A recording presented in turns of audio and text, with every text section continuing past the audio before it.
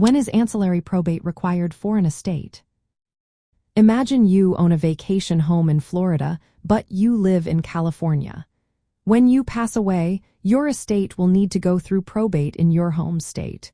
But what about that Florida property? That's where ancillary probate comes into play.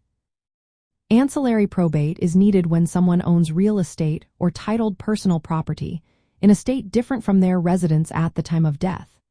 This includes things like cars, boats, airplanes, or land in another state. Since probate courts only have authority over property physically located within their borders, the estate must go through a second probate process in each state where out-of-state property exists.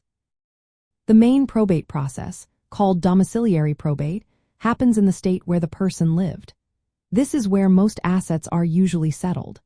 But property in other states cannot be transferred through this primary probate because the court there doesn't have jurisdiction over out-of-state assets.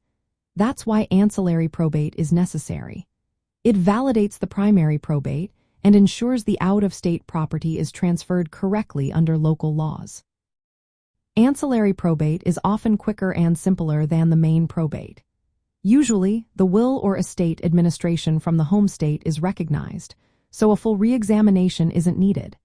Still, you have to file paperwork in the secondary state, often hire local lawyers, and pay additional fees. This can add time and cost to the estate process, which can be frustrating for heirs and executors.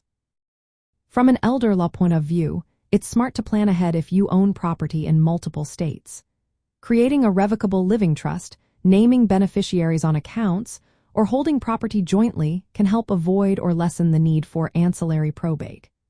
These strategies can save time, reduce legal expenses, and make it easier for loved ones to inherit your assets. In essence, ancillary probate is required whenever a person's estate includes property outside their state of residence at the time of death. It's a secondary court process to make sure those assets are transferred properly. Good planning can help keep this process smooth and less costly for your family.